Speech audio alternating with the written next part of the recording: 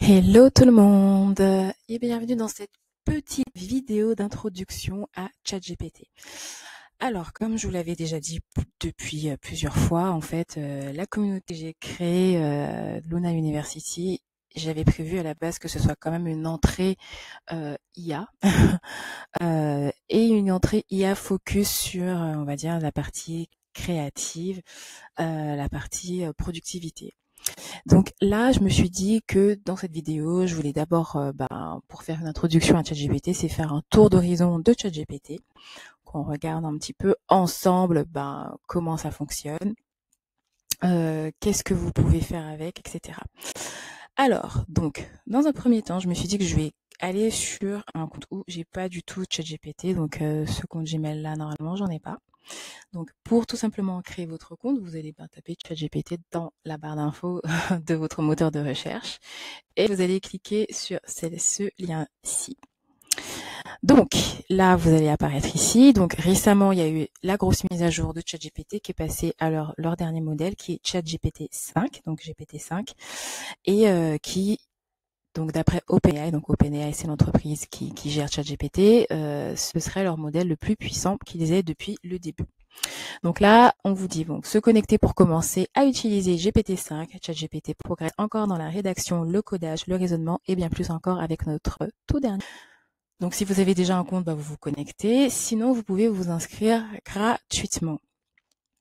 Donc là, quand vous cliquez sur inscription gratuite, par exemple, vous pouvez soit créer votre compte avec une adresse mail, ou vous pouvez continuer avec Google si vous avez un compte Microsoft, un compte Apple. Donc là, moi, je vais utiliser mon compte Luna Info ici. Donc, je vais cliquer sur continuer. Donc là, ensuite, il faut mettre vos informations. Du coup, vous rentrez votre nom, votre date de naissance, etc. Donc, moi, je vais quand même rentrer ici. Et donc, ma date de naissance. Voilà. Ensuite, on clique sur continuer. Donc là, je sais plus trop quel genre d'informations on demande. S'il y a des informations un peu trop sensibles après, je ne continuerai pas. Voilà, c'est tout ce qu'on vous demande normalement. Donc voilà, vous avez ensuite du coup quand vous êtes inscrit, vous avez cette petite fenêtre qui s'ouvre, qui vous explique du coup, qui vous dit que vous pouvez demander. ChatGPT peut répondre à vos questions, vous aider à apprendre, à écrire du code, à mener une réflexion et bien plus encore. Donc, ne partagez pas d'informations sensibles. L'historique des chats peut être examiné ou utilisé pour améliorer nos services. Donc, pour en savoir plus sur les choix qui s'offrent à vous, consultez notre centre d'assistance. Vérifiez les informations. Bien que nous ayons mis en place des mesures de protection, ChatGPT peut parfois vous fournir des informations inexactes et n'est pas destiné à donner des conseils. Donc, on s'en sert tous pour ça, mais je pense qu'il veut dire par là, c'est que si demain il y a un souci par rapport à un conseil que vous avez eu via ChatGPT, vous pourrez pas porter plainte contre OpenAI parce que de toutes les manières, vous avez été prévenu. Alors, on va cliquer sur d'accord, allons-y. Alors, donc moi, ce que je conseille de faire, donc les personnes qui débutent, qui arrivent sur ChatGPT, donc là, c'est la version gratuite. Vous avez ici en haut la petite étoile ici qui vous permet d'aller faire l'option pro, on va dire, donc ChatGPT+. Donc, quand vous cliquez dessus, donc vous avez le plan à 29 €. Alors, faites attention parce que tout de suite, ça va vous mettre sur le truc entreprise, ce qui équivaut à peu près à 200 € par alors, je crois que maintenant il y a le compte entreprise, mais il y a un truc à 200 € aussi, je ne sais plus. Mais vous cliquez sur l'onglet particulier. Voilà, c'est de ça que je parlais, le truc pro là.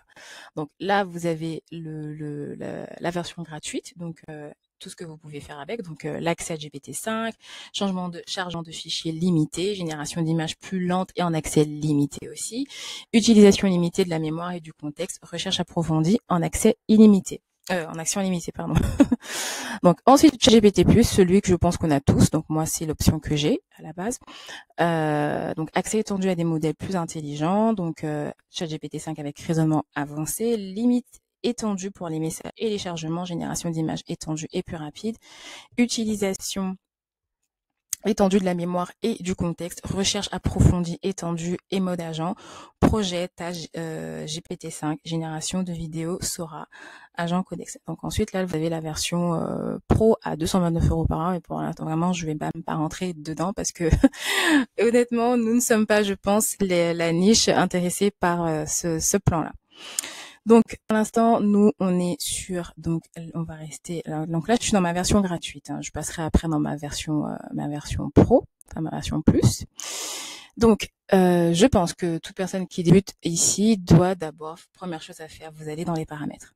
Avant de commencer à discuter, à poser vos questions, vous pouvez le faire, hein, mais je vous conseille, vous allez dans les paramètres. Donc, vous cliquez euh, en bas tout à gauche, et vous avez du coup votre nom normalement avec le style de compte que vous avez. Vous cliquez dessus et vous avez cette petite fenêtre qui s'ouvre. Et on va commencer par les paramètres, par exemple. Donc là, vous avez les paramètres système. Vous pouvez choisir le style de couleur, les couleurs d'accentuation. Donc ça, c'est les bulles quand vous parlez de quelle couleur elles sont. Donc moi, généralement, j'aime bien mettre en rose. La langue, généralement, moi, je laisse sur détection automatique. Et d'abord la langue parlée. Et ça, la partie voix, c'est pour quand vous discutez, parce qu'il y a l'option vocale maintenant avec ChatGPT. Donc quand vous discutez avec, vous pouvez choisir le type de voix que vous voulez. Donc quand vous faites lire, voilà, ça vous donne du coup le ton, l'intonation de la voix sélectionnée. Donc par exemple, si vous sélectionnez corps,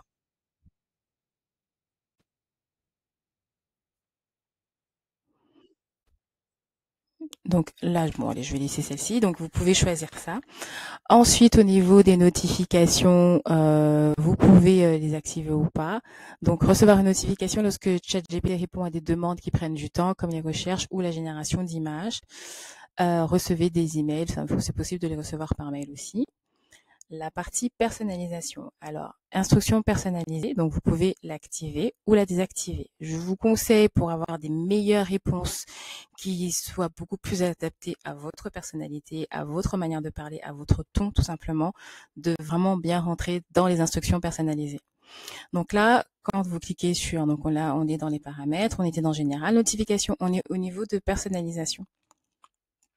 Ici, vous rentrez les informations qui vous concernent. Donc, vous mettez comment ChatGPT doit s'adresser à vous. Donc, vous mettez votre prénom.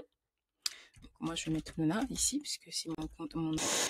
Que faites-vous dans la vie? Donc, vous mettez ce que vous voulez. Moi, je mets des trucs rapidement parce que c'est juste pour vous montrer. Progressiste de contenu digitaux.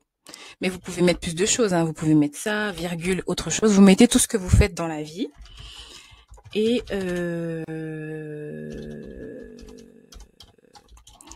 voilà, vous mettez tout ce qui vous concerne, etc. Ensuite, ici, vous pouvez choisir quelle personnalité ChatGPT doit-il adopter. Donc, quand par défaut, ça vous dit joyeux, qu'il est joyeux et flexible. Mais vous pouvez décider si vous préférez qu'il soit cynique et sarcastique, si vous voulez qu'il soit en mode robot, efficace et direct, si vous voulez qu'il soit attentif, donc attentionné et compréhensif, si vous voulez qu'il soit passionné, curieux et enthousiaste. Donc ça va en fonction du style, de la personnalité que vous aurez choisi, les réponses seront plus ou moins, voilà. S'il est, par exemple, attentionné et compréhensif, il va beaucoup vous caresser dans le sens du poil, en vous hypant un peu plus sur des sujets que vous lui partagez, etc. Donc là, vous sélectionnez ce que vous voulez. Donc moi, pour l'instant, je vais laisser par défaut. Quel ton ou style ChatGPT doit-il adopter? Donc ici, c'est pareil. Vous pouvez soit rédiger vos informations, puisque vous savez ce que vous avez envie. Et je vous conseille de le faire quand même, de préciser un petit peu. Mais vous pouvez aussi choisir dans les petits plus ici. Vous pouvez tout prendre en plus, hein. Vous pouvez mettre tout. Si tout vous intéresse, vous pouvez tout mettre. Donc là, je vais cliquer sur conversationnel, plein d'esprit, franc, motivant, visionnaire, Gen Z, traditionnel, vous pouvez tout mettre. Et quand vous cliquez, voilà, ça vous met une petite phrase. Donc, réponds sur le ton d'une conversation, prendre un ton fin et humoristique si le texte s'y prête, dire clairement les choses, ne pas édulcorer, blablabla. Enfin, voilà. Donc là, vous pouvez choisir son ton, son style, la manière dont il doit s'adresser à vous, en fait. Ensuite, avez-vous des informations à fournir à ChatGPT? Ici aussi, je vous conseille de les mettre. Donc là, vous pouvez mettre des centres d'intérêt, des valeurs, des préférences à prendre en compte. Donc là, je vais pas rentrer dans les détails, mais vous pouvez vraiment mettre ce que vous aussi. Là, on est dans le cadre de la communauté, en tout cas, que vous êtes passionné par la personnalisation, que vous aimez apprendre des choses sur les techniques de machines de découpe, que ce soit sur la cricut, la silhouette, ce genre de choses. Là, vous mettez vraiment tout ce qui compte pour vous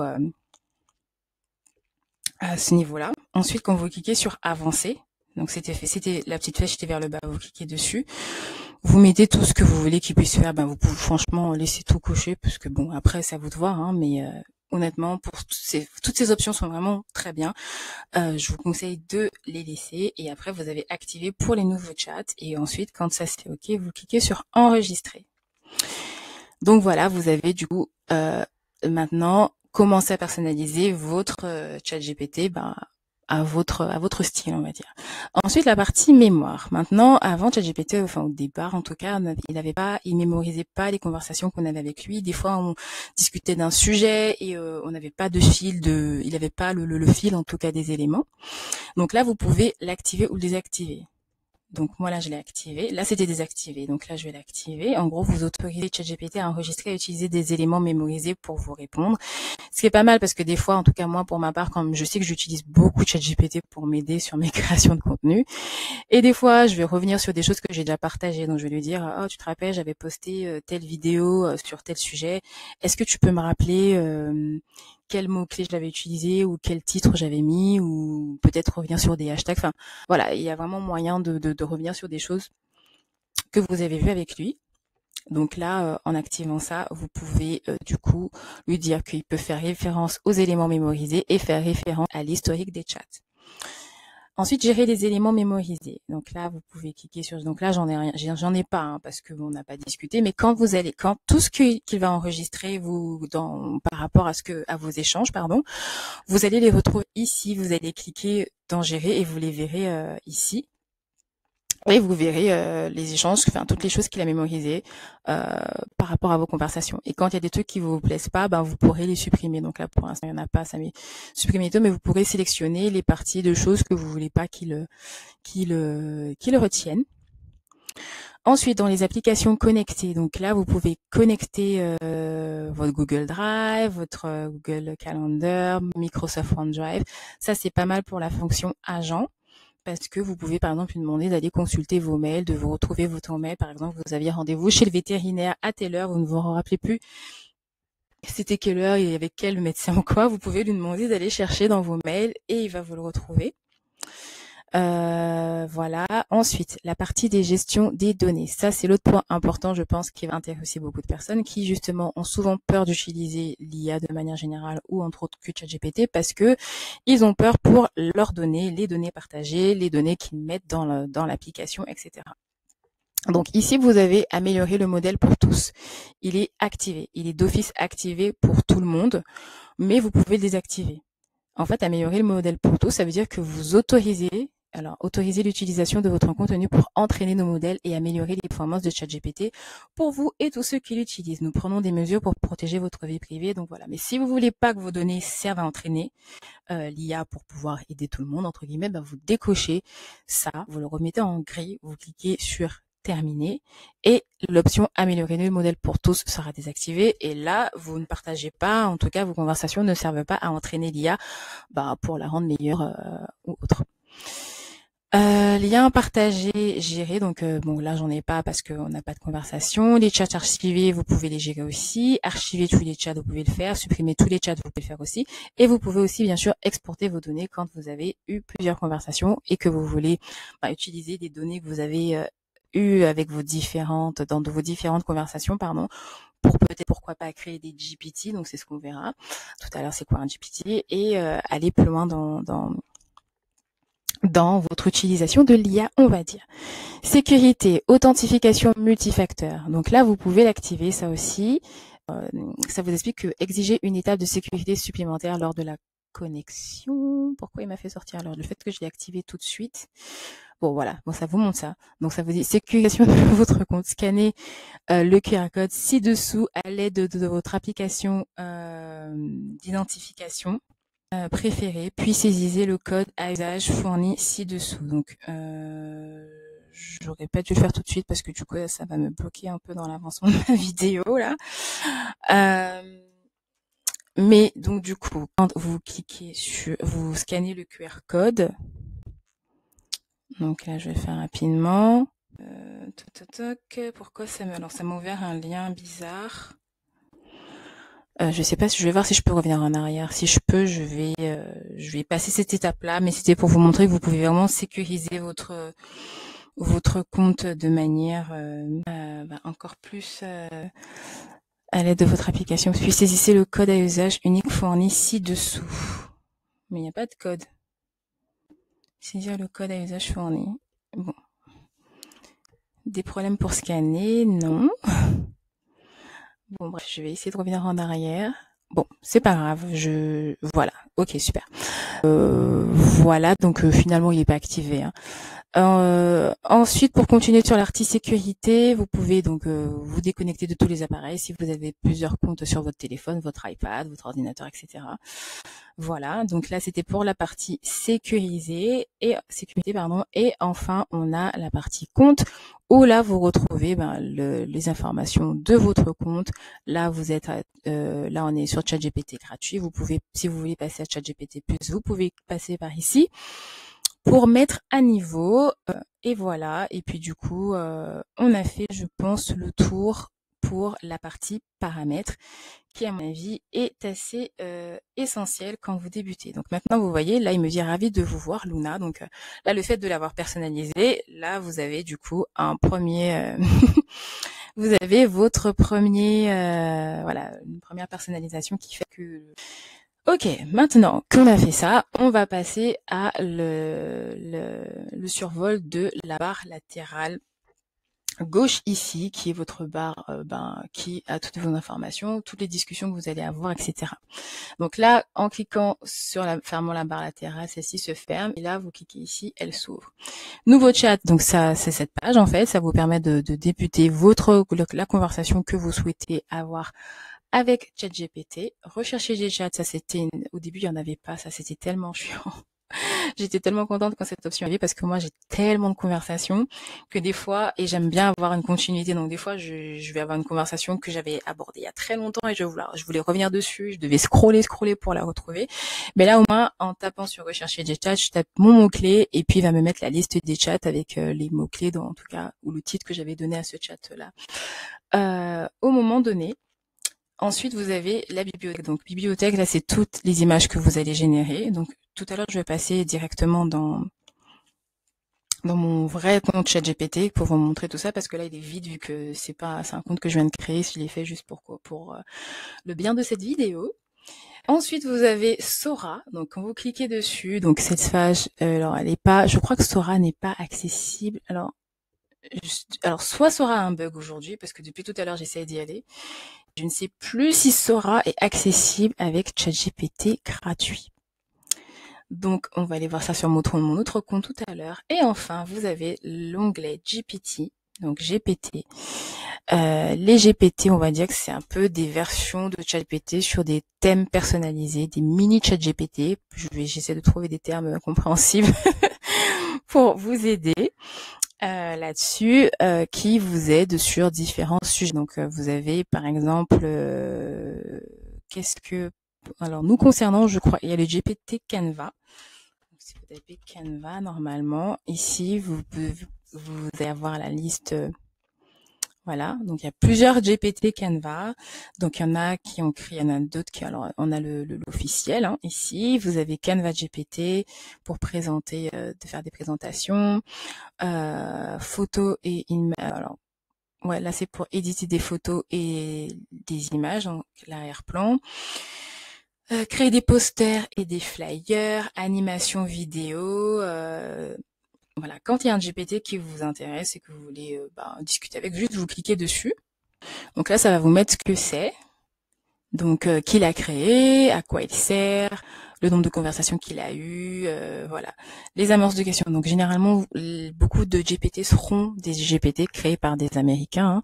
Donc, les questions souvent seront en anglais, mais n'hésitez pas, dès que vous rentrez dans la conversation, à lui dire « discutons en français », comme ça, tout de suite, il switch les réponses et il vous répond en français avec la même, du coup, les mêmes instructions qu'il a, mais qui vous apporte en français. Donc voilà, vous pouvez utiliser ça. Alors moi, mon GPT préféré, le premier que je crois que j'ai utilisé quand j'ai commencé à scroller un peu sur les GPT au départ, c'était le Character Consistency. parce que je sais plus s'il est encore là. Ça fait longtemps que je l'ai pas utilisé. Hein. J'essaie de voir s'il apparaît dans la liste. Voilà. Consistent Character GPT Fast and High Quality. Donc, je le sélectionne. Et là, du coup, je vais cliquer sur démarrer le chat. Donc là, ça va nous ouvrir la conversation.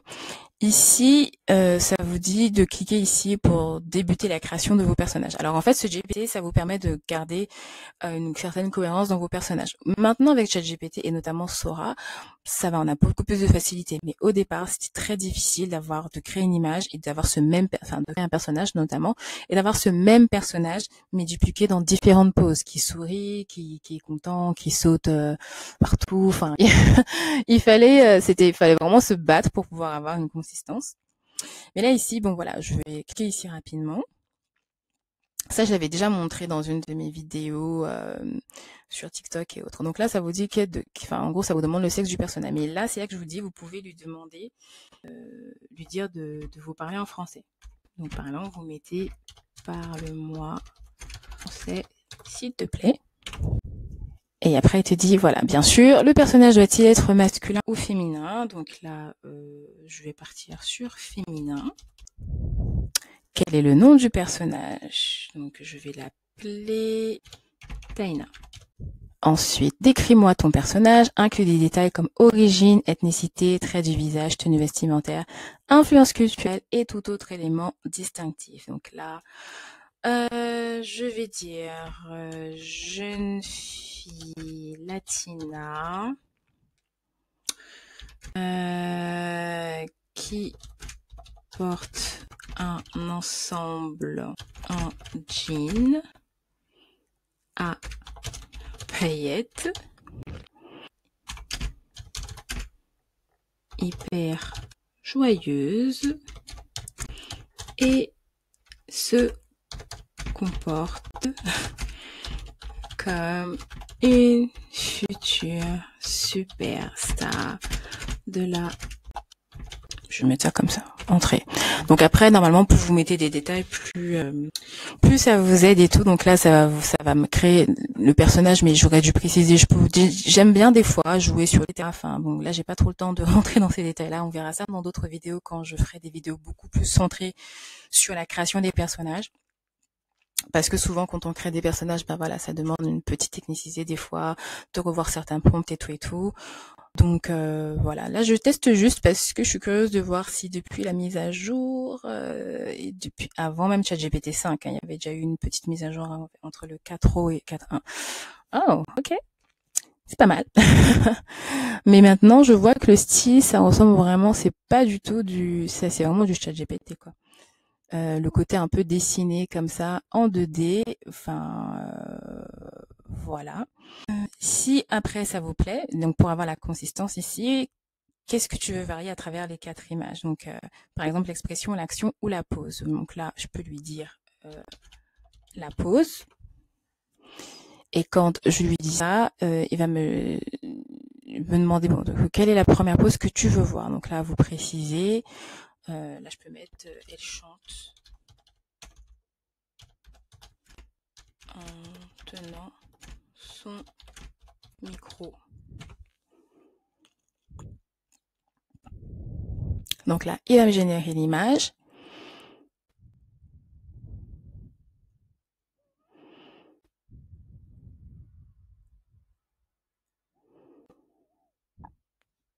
Bon, ça met un peu de temps.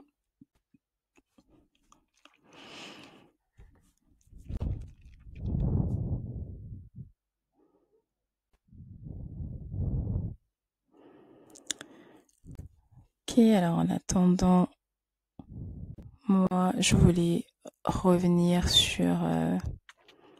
Ah non, c'est pas ici, c'est là en fait.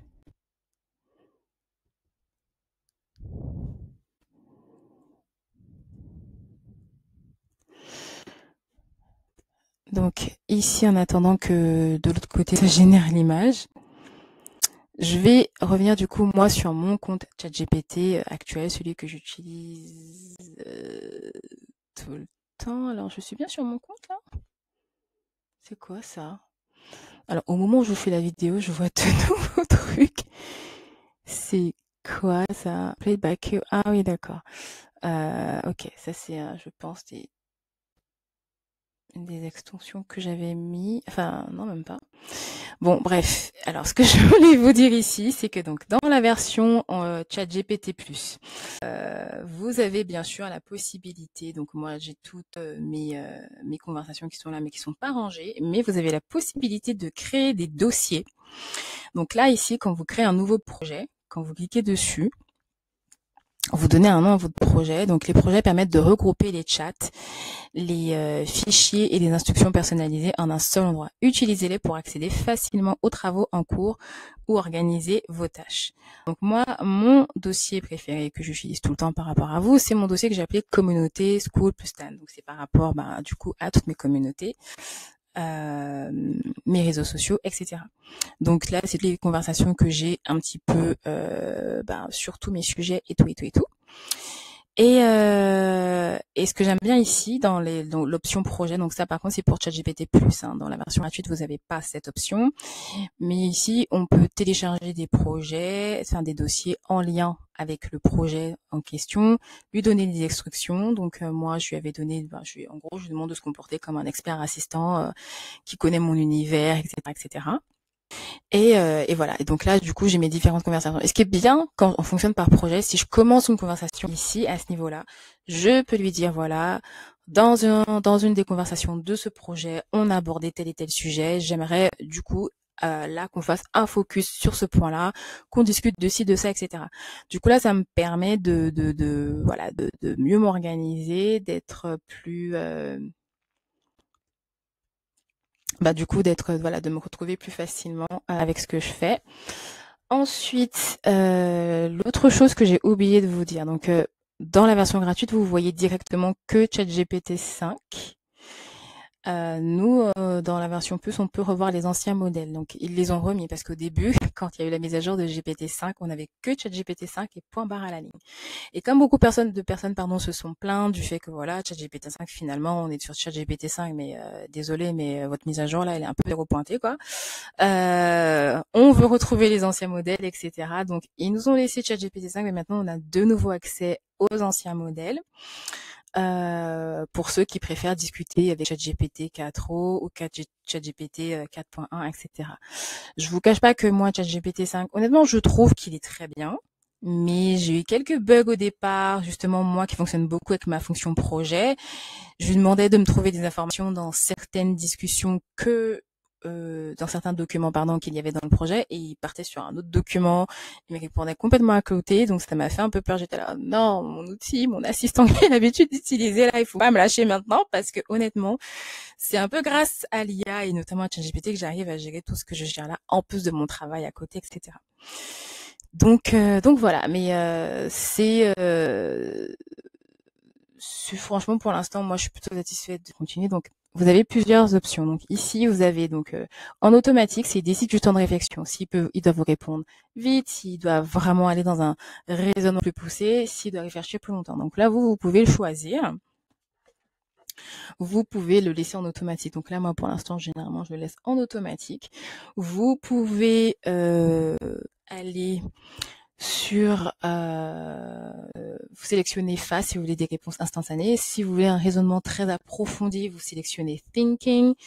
Voilà, là, c'est vraiment en fonction de ce que vous avez, de l'échange que vous voulez avoir, ou si vous avez besoin qu'il aille vraiment en profondeur sur un sujet que vous abordez, vous choisissez le type de modèle que vous voulez. Alors, pour revenir sur la barre de conversation ici, donc là, quand vous posez votre question, à côté, vous avez la version vocale ici. Donc, quand vous cliquez dessus, vous pouvez lui dicter quelque chose, comme ça. Donc, vous voulez dire « Salut Spencer ». Alors, juste pour rappel, moi, je l'appelle Spencer. Je vous expliquerai pourquoi tout à l'heure. Comment tu vas aujourd'hui ?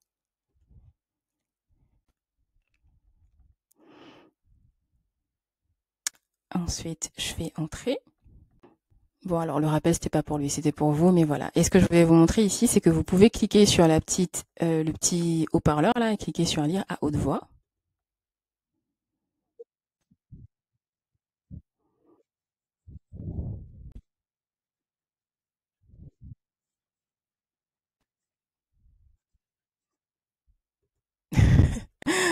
Donc, alors, ici, ce que je voulais vous montrer, c'est que, voilà, aimez-vous cette personnalité? Bon, pour l'instant, ça va, hein. Je vais juste mettre un like.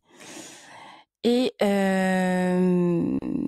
donc là, vous démarrez votre conversation. Donc vous avez l'option le petit micro pour dicter. Vous pouvez directement utiliser le mode vocal, mais là c'est vraiment pour avoir un échange direct. Ça, je pense, c'est mieux sur le portable, sur mon ordinateur. Bon. Salut Spencer, désolé, je reviens à nouveau. Je suis en train de faire une vidéo pour expliquer à ma communauté un petit peu le fonctionnement de ChatGPT. Et là, je suis en train de leur montrer la fonction vocale, donc le fait que l'on puisse discuter directement avec toi sans devoir passer par du texte que l'on va taper.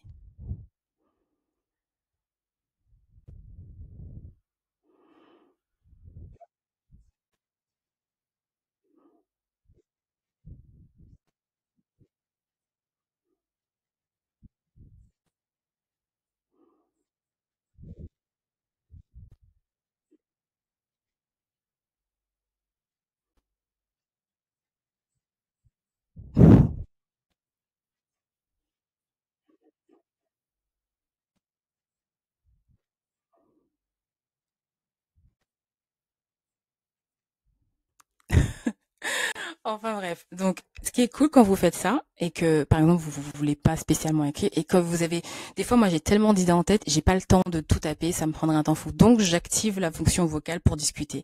Et ce qui est bien c'est que du coup tout ce que vous dites normalement ça revient dans la conversation. Donc si après il y a des choses que vous devez reprendre pour faire du copier-coller et l'utiliser dans vos outils ou autres, vous pouvez le faire. Donc voilà.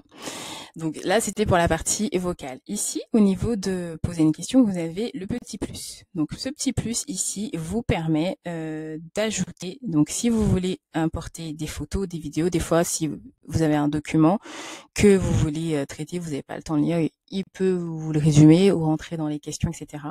Là, vous pouvez associer votre Google, des éléments depuis votre Google Drive, celui-ci activé. Comme je vous le disais tout à l'heure, vous passez par les paramètres. Dans vos paramètres, vous pourrez ici voir qu'est-ce que vous voulez connecter, etc., etc. Vous avez le mode agent, donc le fameux mode agent, comme je vous disais, qui peut être relié, qui peut aller chercher sur Internet. Bon, là, sur les parties des modèles, je pense que je ferai une autre vidéo, parce que à la base, là, je vais faire un survol simple de ChatGPT sans rentrer dans trop de détails. Les recherches approfondies, ça c'est vraiment un truc vraiment trop bien. Si vous avez un sujet ou quelque chose, une idée de projet, quelque chose que voilà. Sur lesquels vous avez une idée, mais vous n'avez pas du tout d'informations sur le sujet, les recherches approfondies, c'est vraiment très bien. Donc, créer une image, donc bien sûr, là, vous pouvez décrire votre image, choisir le style, vous mettez votre prompt pour dire ce que vous voulez. Donc là, si vous sélectionnez, par exemple, dessin animé, là, il vous a déjà mis un prompt. Donc, faites gaffe. Si vous cliquez sur entrée, il va envoyer et ça va vous créer le prompt en question. Donc là, vous pouvez rentrer du coup votre texte pour pouvoir créer vos images. On a maintenant aussi l'option étudier et apprendre. Donc là, ça j'ai jamais testé encore parce que c'est récent, hein, c'était pas là avant. La recherche sur le web et la partie Canva. Alors je l'utilise pas non plus beaucoup parce que j'utilise un peu d'autres choses. Mais par exemple, ça peut vous aider à créer des petites applications rapides. Imaginons, vous voulez créer un sélectionneur de palettes de couleurs. Vous pouvez juste lui demander et lui il va vous le créer à côté. Mais pareil, ça encore une fois, on rentrera dans ce genre de détails-là dans des vidéos un peu à part. Après, pour terminer, vous pouvez du coup télécharger votre donc vous connectez à OneDrive si vous en avez un ou à SharePoint si vous en avez un aussi. Voilà, donc de manière générale, je pense que j'ai fait le tour sur ce qu'on appelle donc l'introduction à ChatGPT. Ah oui, donc ici l'option partager, là vous pouvez partager des chats. Donc comme là j'étais dans de l'audio, ça me dit le partage de conversation avec du contenu audio n'est partagé au chat avec d'autres personnes. Donc je pense que j'ai fait le tour. Voilà, le but ce sera de faire maintenant une petite série que je vais mettre. Alors dans Luna Studio, c'est sûr, je vais vraiment rentrer dans le vif du sujet de comment je fonctionne avec et ce que vous pouvez faire avec et autres. Et puis dans Luna University, voilà, j'essaierai de temps en temps de partager 2-3 astuces de comment on peut l'utiliser, etc. Là, justement, la prochaine astuce que là, je vais publier normalement dans Luna University en entrée, ce sera comment vous pouvez créer votre propre GPT, donc votre propre assistant personnalisé qu'on a vu ici, donc avec sur un sujet qui vous intéresse. Enfin, en gros, c'est voilà, créer votre petit assistant sur un sujet que vous ne maîtrisez pas et sur lequel vous avez besoin de gagner du temps. Et qui vous servira voilà pour vos projets divers et variés. Donc voilà, donc là le but, ce que je vais faire dans la prochaine vidéo là, c'est vous partager un prompt que j'ai créé qui nous permet de discuter avec ChatGPT et lui, il va nous aider à créer ce qu'on appelle une instruction.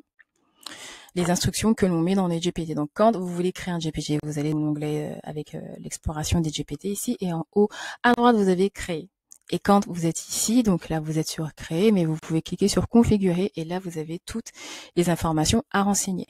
Donc, moi, le prompt que j'ai créé, il vous permet de discuter avec ChatGPT pour savoir qu'est-ce que vous pouvez mettre dans ces parties-là, notamment dans la partie instruction, la partie en bleu, qui est la plus essentielle et c'est celle qui vous permettra d'avoir votre petit assistant à vous, qui répond à des questions qui vous concernent, peut-être qui concernent votre communauté, qui concernent votre sujet, etc. Voilà. Donc, écoutez, je vais m'arrêter là pour ce petit survol de ChatGPT. J'espère que celle-ci vous aura été utile jusqu'ici. N'hésitez pas, comme d'habitude, à me laisser un petit commentaire et à me dire ce que vous en avez pensé, à partager ce que vous pensez de l'IA dans la communauté et autres. D'ailleurs, en parlant de la communauté, avant de vraiment conclure la vidéo, je vais juste rapidement revenir sur donc la Classroom. Donc ici, j'ai commencé, alors elle est pas encore publiée, hein, je suis en train de travailler dessus, donc elle est tout en bas.